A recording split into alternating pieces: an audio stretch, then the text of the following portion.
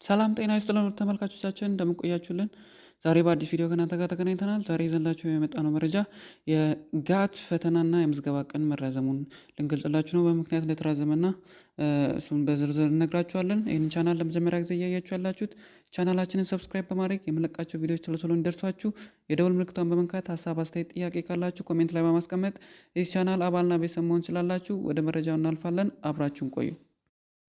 የብሔራዊ ድህረ ምረቃ ወይም ደግሞ የጋት መግቢያ ፈተናና የምዝገባ ቀን የተራዘመበት ምክንያት አንዳንድ ተማሪዎች በኔትወርክ ምክንያት ባለመመዝገባቸው እና ብዙ ቅሬታ ወደ ትምህርት ሚኒስቴር በመድረሱ በዚያ ምክንያት ተራዝሟል። የተራዘመበትን ምክንያት አሁን በዝርዝር እነግራችኋለን።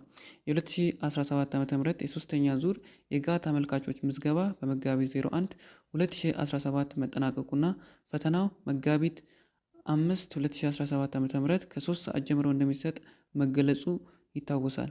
ይሁን እንጂ በአንዳንድ ተፈታኞች ጥያቄ መሰረት ምዝገባው እስከ መጋቢት 04 2017 ዓ.ም እስከ ምሽቱ 12 ሰዓት የተራዘመ ሲሆን ፈተና ደግሞ መጋቢት 12 2017 ዓ.ም ከ3 ሰዓት ጀምሮ ይሰጣል። በዚህ መሰረት በተለያየ ምክንያት ምዝገባ ያመለጣችሁ አመልካቾች ምዝገባችሁን ባዮ ላይ ሊንኩን እናስቀምጥላችኋለን።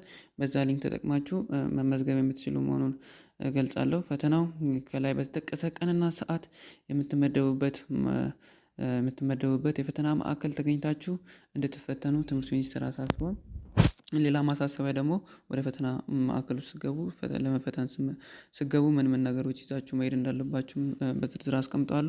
ይህንን በዝርዝር እነግራችኋለሁ። አንደኛ ተፈታኞች ወደ ፈተና ማዕከል የምትሄዱበት ወቅት ማንነታችሁን የሚገልጽ መታወቂያ መያዝ ይጠበቅባችኋል።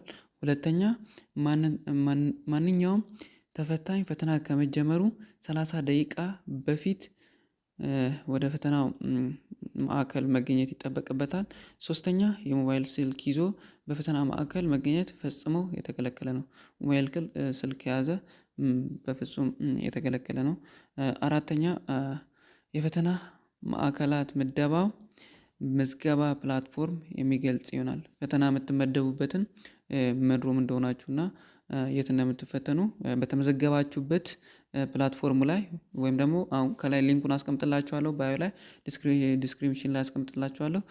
በሱ ገብታችሁ በተመዘገባችሁበት በሱ ደግሞ የፈተና ማዕከሉ እና ዝርዝር መረጃ በዛ ይለቀቅላችኋል። የት ክፍል እንደምትፈተኑ በዛ ማየት ትችላላችሁ። እናመሰግናለን። በዚህ ሰዓት ይህን መረጃ ለእናንተ እናካፍል በዚህ ሰዓት ተገኘን።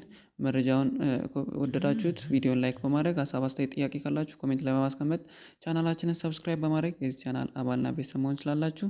መልካም ጊዜ